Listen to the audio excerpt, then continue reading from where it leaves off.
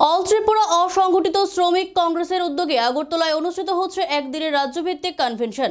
আজকের অনুষ্ঠিত এই কনভেনশনে উপস্থিত ছিলেন ত্রিপুরা প্রদেশ কংগ্রেস সভাপতি আশিস কুমার সাহা, সর্বভারতীয় অসংগঠিত শ্রমিক সংগঠনের চেয়ারম্যান উদিত রাজজি সহ সংগঠনের সকল নেতৃত্ব উপস্থিত ছিলেন। আজকের এই কনভেনশন সম্পর্কে প্রতিক্রিয়া দিতে গিয়ে সাংবাদিকদের মুখোমুখি হয়ে কংগ্রেস প্রদেশ সভাপতি বলেন, সংগঠনের কর্মীরা বিভিন্ন দাবি দাওয়াকে সামনে রেখে এবং রাজ্যের বিভিন্ন সমস্যা নিয়ে অসংগঠিত শ্রমিকরা এই কনভেনশনে আলোচনা রাখবেন।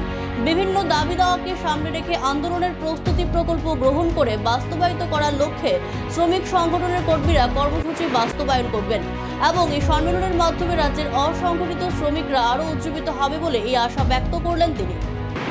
All Tripura unorganised worker Congress की आज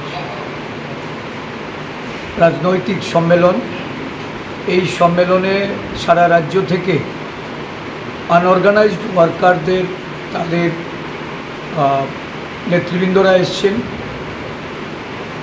বিভিন্ন দাবি দাবা নিয়ে তারা আন্দোলনে অংশগ্রহণ করে আংশিকভাবে এই দাবি দাবা পূরণে সরকারকে বাধ্য করা হয়েছে। বিশেষ করে ডিডিটি স্পেয়ারদের যে দাবি ছিল, এই দাবি আজকে অংশত পূরণ করা হয়েছে। আরও ব্যাপক আন্দোলনের প্রস্তুতি এবং নানা সমস্যায় জর্জরিত এই রাজ্যে অসংগঠিত শ্রমিকরা, তাদের বিষয় নিয়ে এখানে আলোচনা হবে বিস্তৃতরূপে এবং একটা আন্দোলনের পরিকল্পনা গ্রহণ করে এটাকে বাস্তবায়িত করার লক্ষ্যে অসংগঠিত শ্রমিক সংগঠন তারা যে প্রতিনিয়ত ধারাবাহিক কাজ করে চলেছেন, সেই কর্মসূচি তারা বাস্তবায়ন করবে। শান্তনু পাল এই অসংগঠিত শ্রমিক সংগঠনের উনি সভাপতি। আজকে আমাদের মধ্যে সর্বভারতীয় অসংগঠিত শ্রমিক কংগ্রেসের মাননীয় চেয়ারম্যান ডক্টর উদিত রাজজি, আমাদের প্রাক্তন সাংসদ, উনি এসে উপস্থিত হয়েছেন।